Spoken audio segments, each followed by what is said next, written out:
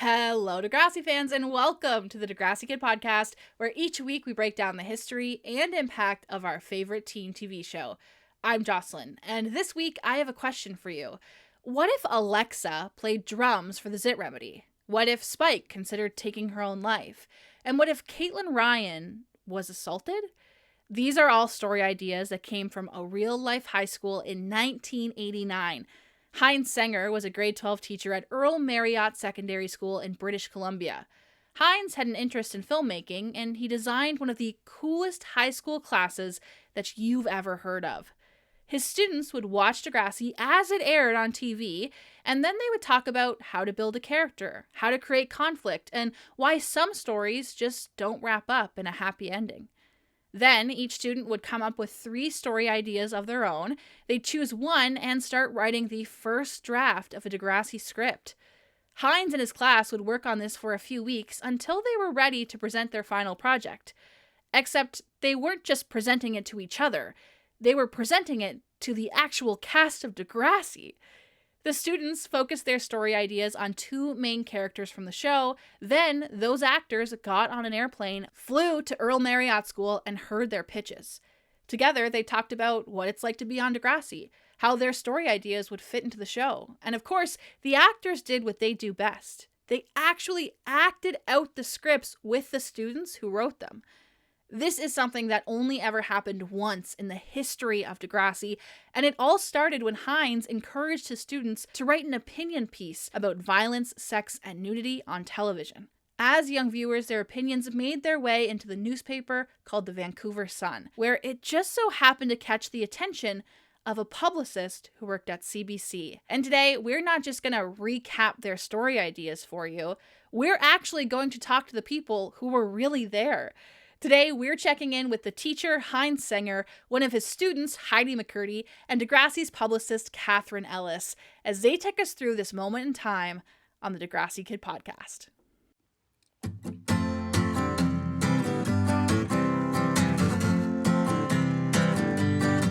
All the kids should be there for you, whatever it is. She'll pull through, whatever it takes, or whatever it takes. Kids got you. This story goes all the way back to 1989. But before we begin, I want to tell you a little bit about how we got here. My name is Jocelyn, and I'm a passionate Degrassi fan who's trained in journalism. A goal of mine has been to teach you all the Degrassi facts that I already know. Over the last 2 years, we've talked a lot about the history and impact of Degrassi as we know it. This year, I wanted to start learning more about the show. I wanted to take my journalism skills and see just how deep I can get into the parts of Degrassi's history that we've never heard of. I was lucky enough that I was given access to a Degrassi archive that features some of the interviews, conversations, and newsletters that have been lost to time. In that archive, I found a yellow binder called Degrassi High Pitches by Grade 12 Class. It was Heinz's assignment, and it was something that I'd never seen before. This teacher made a project where his students wrote pitches for Degrassi and then presented them to the actual Degrassi cast. And these stories were really good. I mean, Spike considers suicide, Caitlin's assaulted. These were all stories that I wanted to know more about. And for me, it wasn't enough to just sit down and read these stories to you. I wanted to use my training and my background to bring you back to this moment in time, to make you feel like you were almost a part of this class yourself. So I began researching. And that's when I found Heinz. I reached out to him and he was over the moon to chat with me. He couldn't wait to sit down and talk about this project together. Then I started Googling his students and I found one of them who still remembered the class. And by crazy coincidence, I had actually found this folder just days after I hung out with Degrassi's publicist, Kathryn Ellis, who actually went on the trip. And she was more than happy to answer some questions for me when I asked her about it. And today we're going to hear from all of them. Each of them has taken the time to speak with me, either through text or through a Zoom call, and we've talked about this neat moment in Degrassi's history. I'm telling you this because I want you to know how passionate I am about this project, about the Degrassi Kid podcast. I know that I'm capable of using my journalism skills and my love for this show to bring you stories that you've never heard before. If you could consider supporting the Degrassi Kid podcast and going to patreon.com/Degrassi Kid, one subscription can go a long way in making these projects possible. And with your support on Patreon, I bring you this episode as we explore Heinz Senger's grade 12 class about Degrassi. You can just change the channel. That is what one of Heinz Senger's students said in 1989 when asked about the increase of sex, violence, and nudity on television. Heinz had noticed an article in the Vancouver Sun. They were asking for readers to write in and share their opinion on this dividing topic. Heinz was a creative writing teacher at Earl Marriott Secondary School in British Columbia. At the time, he was using the show Degrassi Junior High to teach his students about film, television, and screenwriting. He gave them the prompt about violence and asked them to write about a page in response, and then sent in their letters, completely unedited and unchanged and unfiltered. All of his students, who were only 17 or 18 at the time, shared the sentiment that sex, violence, and nudity on television was no big deal. Sandy McGonigal said, "There are limits to what can be shown on TV, but I don't think shows have gone past it." Melissa Butler said most of the sitcoms that have sexual innuendo, like Cheers, aren't understood by children. She said, "When I was young, the leading sitcoms were MASH and Three's Company. They all had sexual innuendo. It wasn't until I grew up and watched the reruns that I even began to notice them," she said. Theresa May said it's really up to the parents to decide what their kids can and cannot watch, noting that grade school children often go to bed by 9 p.m. on school nights. And Brent Endridge offered a solution. Why not just air a warning before any TV show that has violence or sexuality? While this type of warning is common to us now, it didn't actually become mainstream to use warnings on television until about the 1990s. What I found interesting about this article is that Heinz's students are pretty much the only young people who write in to share their opinion. Most of the other people who wrote in are adults, writing from the perspective of a parent. One parent said they use their VCR to record movies in advance. That way, if a scandalous moment comes up, they can just skip through it. And the commercials, too. Another mom worries about her daughter who babysits on evenings and weekends. She can't monitor what she's watching on television past 9 o'clock. And one family even got rid of their TV set entirely because of the filth being shown on air. Though there are some adults who wrote in to say it's really no big deal and they think most people are overreacting. This class assignment became the launching point for Heinz to get discovered by Degrassi. He noted that he was using the show as a tool to teach his students about the media and what's represented. In the article, he said, Degrassi dealt with topics such as homosexuality, child abuse, and teen pregnancy, yet not in a shocking manner. Adding that violence, sexual scenes, and foul language shouldn't be considered too taboo for television. They should, however, occur in a context that is appropriate to their characters, he said. But how did this opinion piece in the Vancouver Sun lead to the Degrassi cast coming to their school? I mean, Heinz was on the other side of the country compared to Degrassi. Well, I figured today, who better to ask that question to than Heinz Senger himself. Here is Heinz Senger, the creative writing teacher who taught a class about Degrassi. Hi, Jocelyn. My name is Heinz Senger, and now you're going to try to resurrect my memories from 35 years ago. I was a creative writing teacher at Earl Marriott Secondary School in Surrey, British Columbia. And one of the projects we did in class was my students wrote scripts for Degrassi, and somehow you got a hold of these scripts, and they were at the University of Toronto. I don't know how they ever got there. You know, my mind is boggled here, but don't forget this is 35 years ago, and sometimes I can't remember what happened yesterday. Okay. So fair. We'll see what pieces of your memory that we can jog together. The first thing I'm curious about is, when did you start using this for your school, if you remember? Yeah, okay. Hester Ellis, a journalist for the Vancouver Sun, in January of 1989, she had a column about, is there anything taboo that should not be on TV, like language and topics? And so I asked my creative writing students, hey, do you guys have any opinions on this? So I said, write about a page to Hester Riches, and I will not read what you write. I'll come around and we'll just shove what you write in an envelope. We'll send it to her. And about a week later, there they were, published in the Vancouver Sun. And Wow. my students mentioned that they had seen Degrassi. And they said Degrassi tackles all these subjects like death and teen pregnancy and animal cruelty. And they do it tastefully, but realistically. And when Hester Riches read this, she put that in her column that we explored the scripts of Degrassi and we watched episodes of Degrassi. And then about 2 or 3 weeks later, somebody from the CBC called me. And wow, that was a high. They said, would you like us to have a couple of actors come out to your school to meet your students? And I said, would I? And then one thing led to another. And Yik and Alexa came out to the school. My students then, I said, what I'd like you to do is to write a teaser for 3 characters, for Yik, for Alexa, and one for yourself. And then when they come out to class, you can be in a scene with them.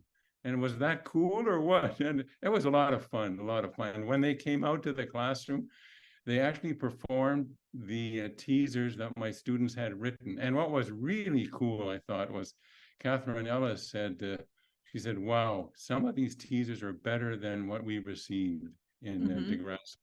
So that's a quick introduction.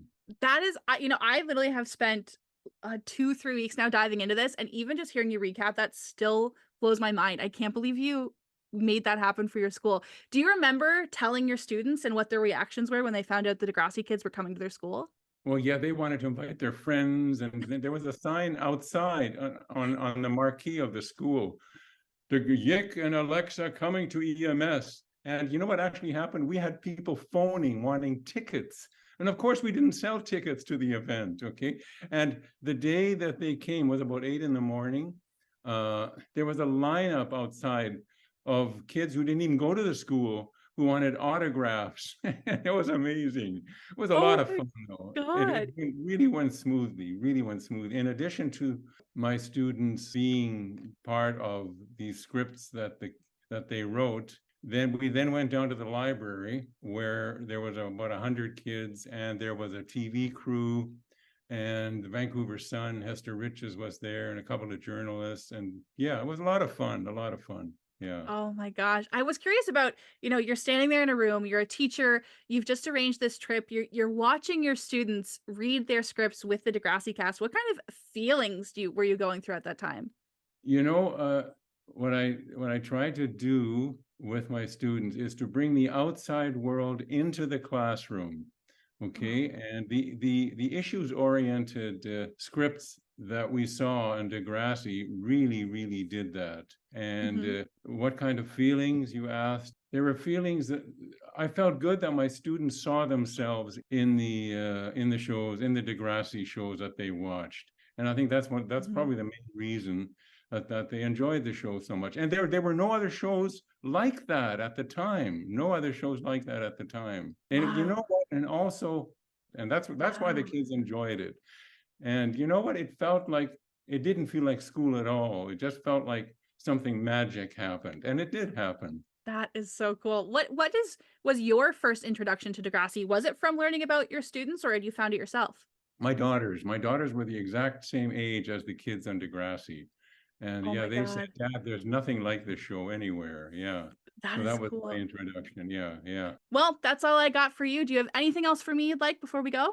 Oh, no, just thank you for reaching out and triggering my memories of 35 years ago. Thank you, John. And I wish you all the best in whatever you do with Degrassi. Okay, bye-bye. Stay healthy. Bye. See ya. You too. Bye. So what was the assignment? How did the students get prepared for the Degrassi cast to hear their pitches? Well, let me take you through this project beat by beat. The project began on February 13th, 1989.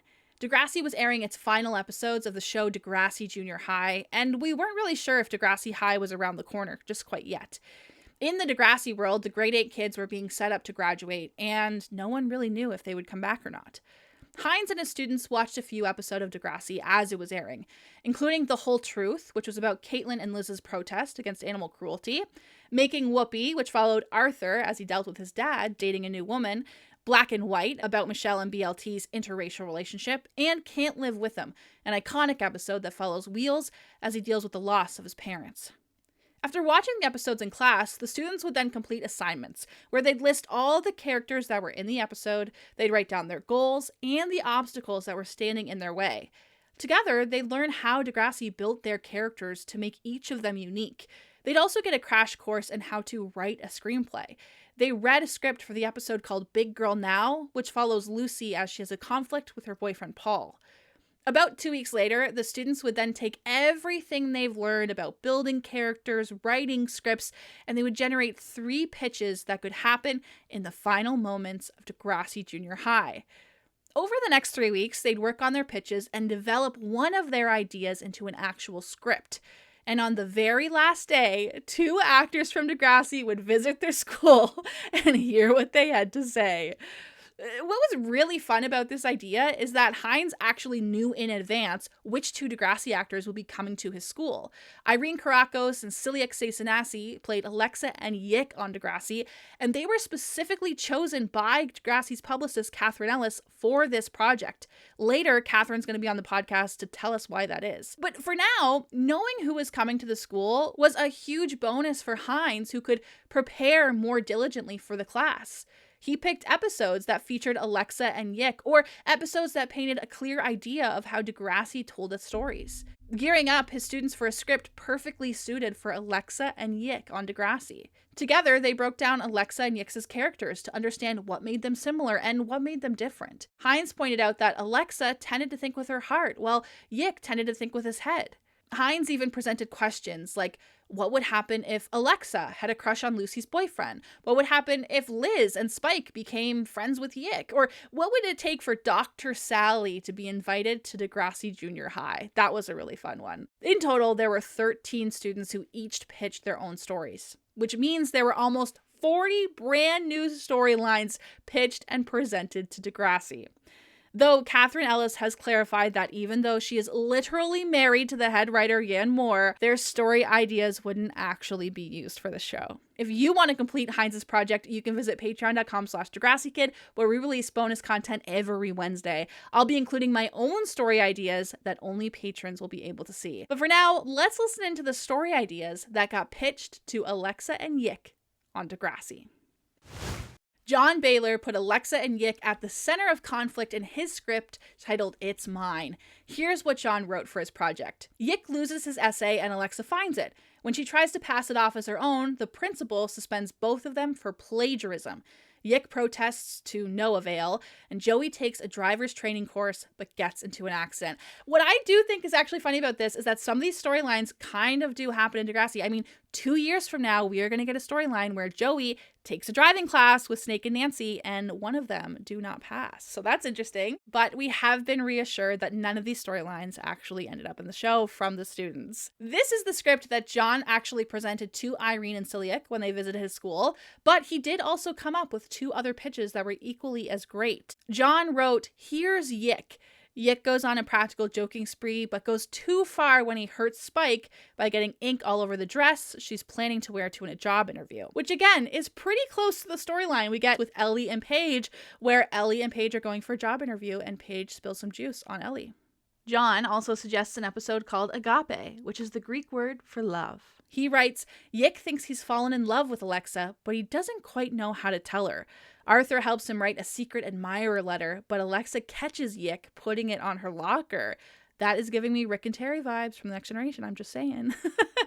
Anyway, some other standout pitches come from Carrie Langley, who wrote Get Up, Stand Up. This episode follows Alexa, who is upset about the restrictions placed on female students at Degrassi. Alexa proves a point by joining the boys' football team. Meanwhile, Yick tries out to become a cheerleader.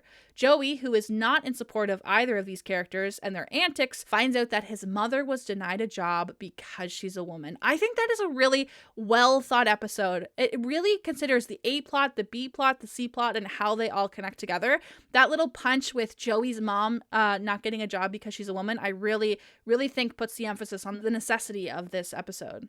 And of course, it's a standout one to me because a girl joining the boys' football team is exactly what Jane goes through on Degrassi, and Paula Brincati is our guest next week. Carrie also pitched some exciting episodes like The Doctor's In, which follows Yick as he seeks out some extra cash. It kind of gives me Sex Ed vibes, a TV show in the UK that follows, he's a son of a sex therapist in high school and ends up giving out advice. Well, that is basically the idea that Carrie pitched. She said Yick opens up an after-school tutoring club, but quickly it turns into a psychiatry office with the kids referring to him as Dr. You. He gets put into an uncomfortable position when a student can find something in him that could lead to a lot of trouble for the school. Sarah Oldring suggests Tough Choice, where Alexa attends an anti-abortion rally to protest against the killing of innocent babies. She soon learns that there are two sides to every story when she hears that Caitlin has been assaulted and must face the decision of an abortion. Meanwhile, Spike is feeling deprived of her social life and begins neglecting her baby, which is a serious mistake. Sarah Oldring really said, "Oh, you want a Degrassi pitch? I'll give you a Degrassi pitch." Ian pitches a story about Alexa trying out as a drummer for the Zit Remedy, and she's really good. But Joey has a problem with it because she's a girl, and girls can't be rock stars. Kevin pitches an idea called No Solution, where Alexa and Yick find out that Spike attempted suicide due to the problems with her baby. And Kevin is the one to answer, what would it take for Dr. Sally to come to Degrassi? He comes with an idea that involves Spike and Yick. Spike's working at the drugstore, and Yick comes in to buy condoms for a prank. Then she pulls some strings and gets Dr. Sally in to have a talk with him. In another pitch, Alexa starts a gossip column in the school newspaper, which gains popularity, but soon Yick writes an anonymous letter asking for advice that could be dangerous. Steve writes a pitch that says Caitlin goes punk. What's the school's reaction? What do Spike and Liz do to her hair that make her stand out in a crowd? And other students went wild with writing themselves into their own storylines. These are all great pitches and ones that I could actually imagine happening on Degrassi. And what's absolutely crazy is by a stroke of pure luck, I was able to find one of these students and connect with them. Heidi McCurdy is a singer from Vancouver who went on to build a career in soul and R&B music. But before that, Heidi was a 17-year-old girl in Heinz Senger's creative writing class.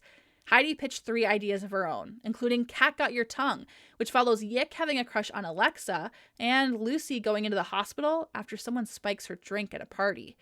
Jealousy's a Joke follows Liz's jealousy over Alexa, because she's now become closer friends with Spike. And Money Troubles, where Shane proposes to Spike, Yick finds a wallet that contains over $200, just enough for that brand new bike he's been yabbing on about, and Alexa comes down with a serious illness.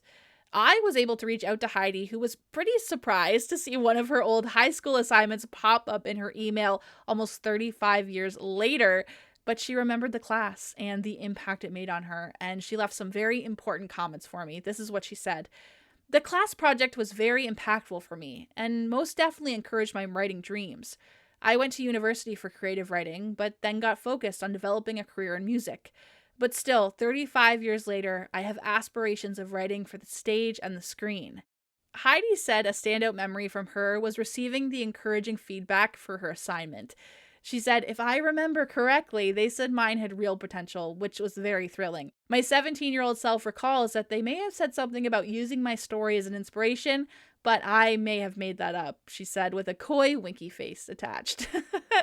When I asked Heidi why the show Degrassi meant so much to her, she said, "I appreciate that the show covered a mix of topics that were both light and serious. It was similar to real life and had a lot of sensitivity and insight.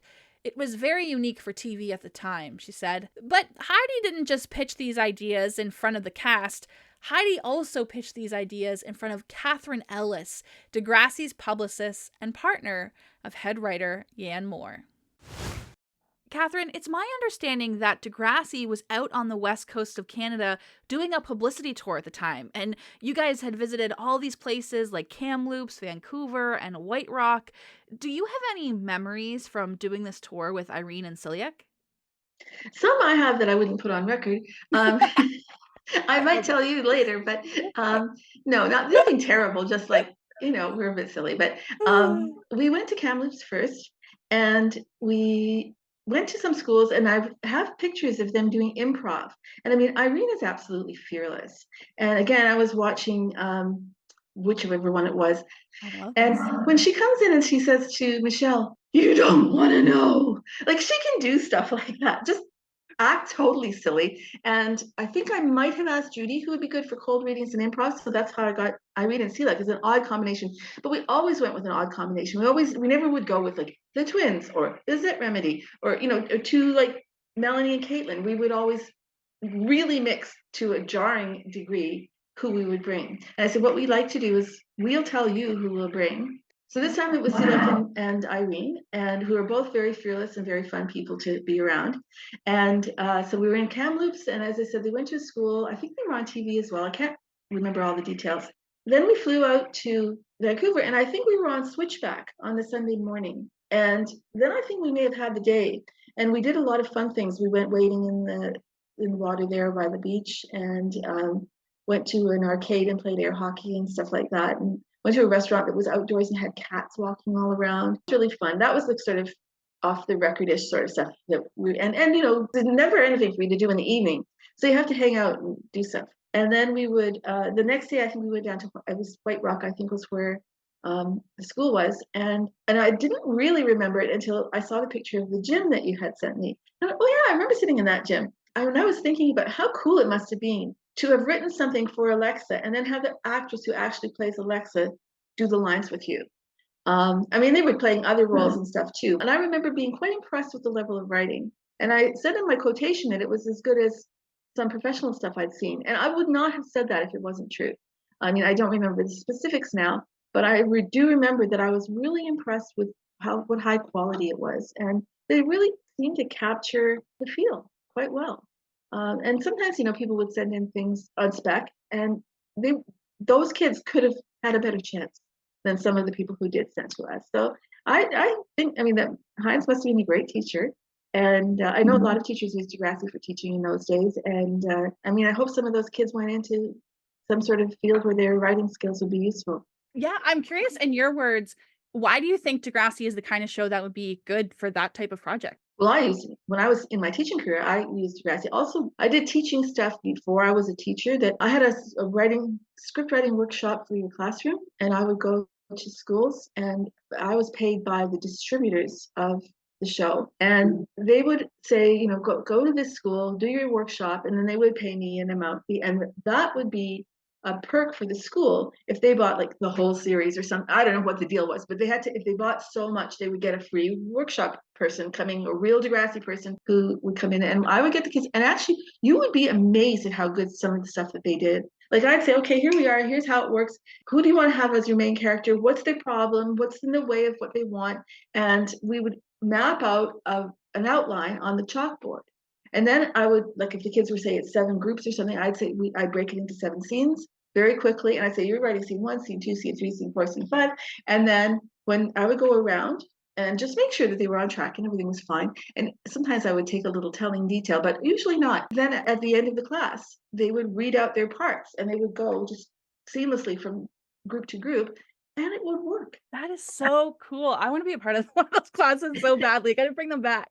I did them in my own classroom, although as time went on, we needed to get away from the Degrassi idea because people didn't really know who Degrassi was anymore. Oh. Well, they did, but it was different, and it was, Drake, and it was, the more modern Degrassi incarnations. But I really didn't know those characters as well because once I wasn't working there anymore, I kept up with it a bit, but I wasn't in detail with it anymore. But yeah, so I did those. But going back to Heinz and his class, I think that he must have made really good use. They must have looked and taken apart some of the scripts to see how they worked. Heinz had mentioned that during this trip, there was a huge influx of fans who were calling the school. They were trying to get tickets. Kids had skipped school to come wait outside to try to see the Degrassi kids.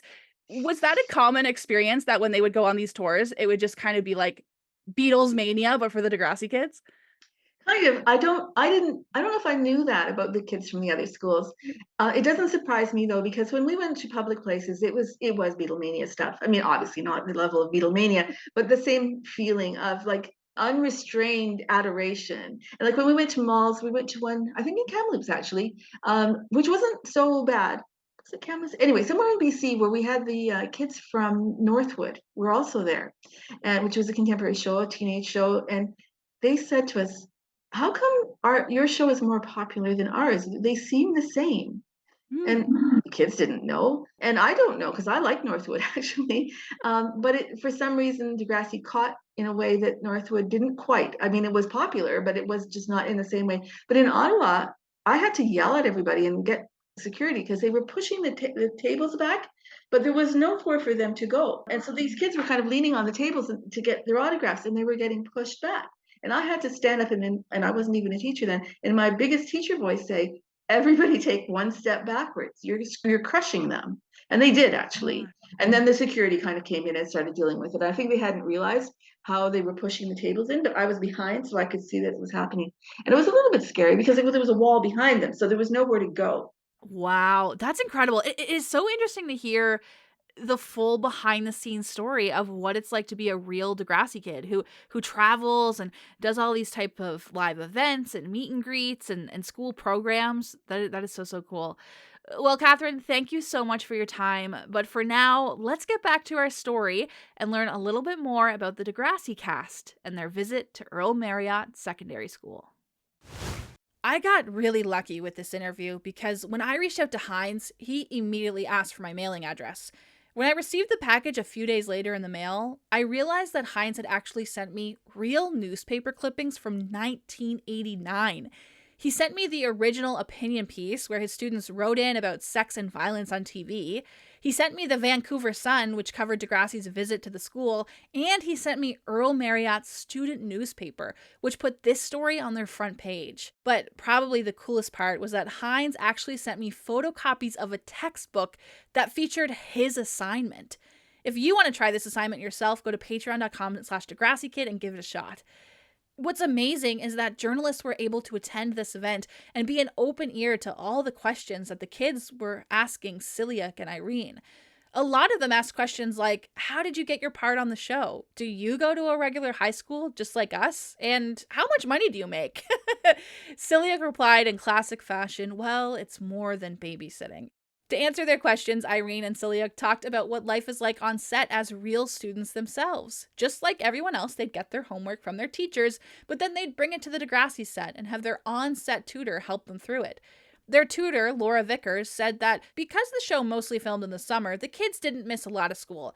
But during the school months, they could miss up to 8 classes in a month. They wanted to make sure that they could still have a good work-life balance. And honestly, you may only miss 8 classes a month if you're one of the lead characters in that episode. If you're one of the background characters, you might only miss a handful instead. Irene said she also got very good at arts and crafts on set while she was waiting around for things to start rolling. For Christmas, the Degrassi kids actually made ornaments while they were at the school, and Irene boasted, I could make over 40 a day, she said. Celiac shared that he took up knitting on set to pass time. At the end, Kathryn revealed to the class that they wouldn't have to worry about the finale of Degrassi Junior High. Even though the school was coming to an end, the show would continue on as Degrassi High, and all their favorite characters would be coming back, including Alexa and Yick, whose stories were about to get juicier than ever. But before they left, they actually filmed a half-hour program for Earl Marriott Television, which premiered on Shaw TV about a month or so later. But after emailing the school and trying to get in touch with the network, no one was able to find it. Bummer. But why does this even matter? Like, honestly, how come a school assignment from 35 years ago is such a big deal? Well, to answer that question, we have to go back a little further to 1977, where we'll learn why this moment means so much to Degrassi's history. Degrassi's co-creator, Linda Schuyler, was a school teacher who felt like there wasn't enough media for kids to see themselves in. There were lots of shows like Sesame Street and Mr. Dress Up that were made for younger kids. There were more grown-up shows like Three's Company that showed what it's like to be a young adult. But there were no shows for the in-between. There were no shows that showed her grade 8 students. So she decided to make it. Together, Linda and her students made their own short films on these Super 8 cameras. She worked with the district in getting film equipment and taught them how to use it and tell their own stories. Linda was one of the first teachers who pioneered the use of filmmaking as a learning tool in her classroom. Together, they made a documentary called Between Two Worlds, where Linda explored what their life was like at school as young Canadians and what their lives were like as home, because many of them came from immigrant families. In 1977, Linda actually wrote an article for an academic newspaper called Curriculum Connections. In this article, Linda shares how it's a passion of hers to help students learn about filmmaking so they could be more aware of the things they're seeing on TV. My goal is to help students develop standards for critical thinking analysis, she said, so they can become active viewers rather than passive consumers. Something that Heinz's class did when they wrote in and shared their opinion about violence and sex on TV after watching Degrassi. Linda also felt that film and television were becoming the new literature for young students and how they received information. TV is becoming a part of everyday life, she said. Linda's goal was to create films that put kids at the center of their own stories and actually take them seriously. This is honestly what the entire foundation of Degrassi has been built on. 2 years later, Linda produced a short film called Ida Makes a Movie about a 7-year-old girl who enters a filmmaking competition and learns a lesson about honesty and telling the truth. This short film will become what we now know as the first episode of Degrassi.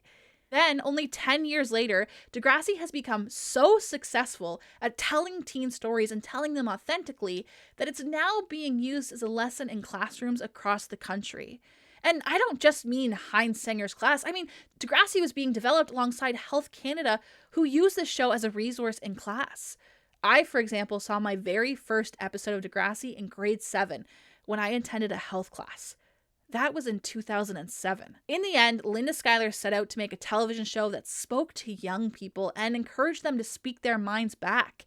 Heinz Senger saw the value in that and made an entire educational experience that would impact his students for a lifetime. Heinz understood the value of Degrassi as a learning tool, and that's how his grade 12 students got to pitch their brand new ideas to the actual people at Degrassi. If you want to complete Heinz's project, you can go to patreon.com/DegrassiKid, where you can download the worksheet, and you can find my pitches for this assignment as well, including the very first scene of a Degrassi script written by Degrassi Kid. Visit patreon.com/DegrassiKid and share the stories that you'd like to see on screen. I want to know, if you could write an episode of Degrassi, what would it be about? How could you make sure you were seen on screen? And maybe, just maybe, the Degrassi cast will come to your school and hear what you have to say. Thank you so much to Heinz Senger, Kathryn, Ellis, Heidi McCurdy, and all the other students who participated in this project. Deep diving into this moment in Degrassi's history has been such a rewarding experience for me. It has been so amazing to connect with all of these people. I'm also so thrilled to thank Daniela, Nathan, and Allie who joined the Degrassi Kid Patreon this week. Your support has been a huge help in making this podcast possible. I appreciate it so much. And of course, a thank you to our Degrassi Student Council team on Patreon, Amber, Nicholas, Sarah J, and my best friend Stevie Jarawa for making this possible. And all of our other Patreon friends like Amy, Alana, Annie Clark, Becca, Brittany, Brian, Chantel, Christine, Chrissy, Daniela, Dave, Degrassi CSI, Emily, Evie, the editor of this podcast, Ethan, Eugene, Gina, Hannah, Isabel, Jasper, J, Jackie, Joe, Joey, Kathryn, Kristen, Crystal, Kat, Courtney, Kylea, Lizzie Games, Lindsay, Mackenzie, Marisa, Mark, Mike, Megan, Mina, Maddie, Molly, Nancy, Rachel, Randy, Rebecca, Racine, Shannon, Shane, Stephanie, Sierra, Sunita, and Nixon from the Degrassi Generations Facebook group. We could not do this without you guys. I love you. Bye.